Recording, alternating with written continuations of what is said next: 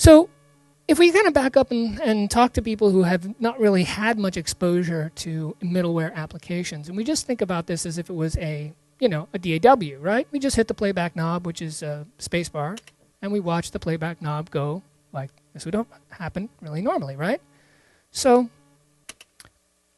but what we are talking about is adaptive audio, and adaptive audio uses parameters in order to be able to function. Now, obviously, I can just do this. I can take some stuff that's over here in my things over here, let's say, and I've got a bunch of footsteps. So I'll take all my footsteps and I will drag them over into what I have called, in my FMOD, I call my audio bin, which is a nice convenient name because that's the same thing they call it in Logic. So I can take all my sounds and drop them right in here. I don't have to go file open or anything like that. I can just drop them in, which is really convenient. And I can preview them in here if I want to hear each of the individual ones. These are all been cut off and at another particular occasion. So here's a metal step. All these different steps here. So basically what happens is now I have all of these different sounds. Now, of course, I could sit there and put them all like on the timeline, like what Steve was doing with his, like so, which is really painstaking and everything, and move them like so. And then we get pretty much like what we'd expect from a typical DAW. Sorry, hang on one second.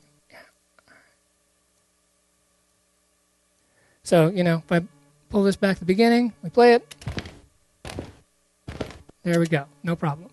So, but obviously middleware is used to dealing with things as assets, as things, and you can manipulate assets rather than specifically thinking about them as files. So, for example, what happens is we can do a situation in which we have an event that we can create inside an event called or a sound module, I should say, and this is a multi-sound module. So if we have this multi-sound module, we can take all of our sounds that we had here in our footsteps, drag them over here to this area, and now they will play inside this area. Now what happens is I can also then turn on a loop if I want to turn on a loop, and say add a loop region. And then this is, again, like a typical DAW, right? But in this case, what's happening is every time I hit this region, it's going to trigger a new sound to happen. Over here, you can see this little yellow icon. That is a die, right? And so that means it's randomly picking between these different sounds.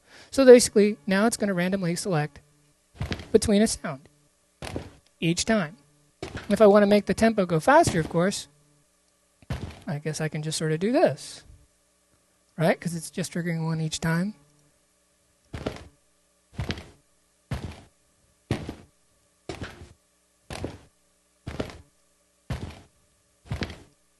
Or faster still. So this is one way to be able to demonstrate that what we're talking about here. But another way that we can think about this, again, as adaptive audio, in other words, as a parameter inside the game, we can be thinking about a parameter called, we're going to call it surfaces, right? Surfaces, whatever. Anyway, I'll just call it surface. So what that means is that this is basically like a programming hook, right? So it's a variable that say, okay, if surface is equal to stone, then go with this sound set. If surface is equal to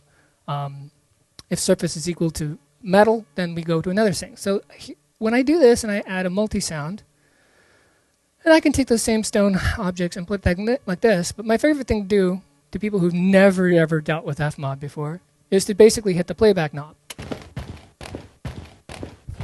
Notice what's happening. Nothing.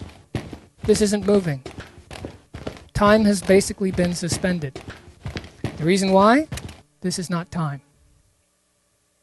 This is one of those things where I have to tell somebody this. But the thing is that basically what this is this is a value. This is a parameter value. This could be 0 to 100. It could be 1 to 1,000. It can, in this case, be 0.0 all the way to 1.0. Whatever you want as your parameter value.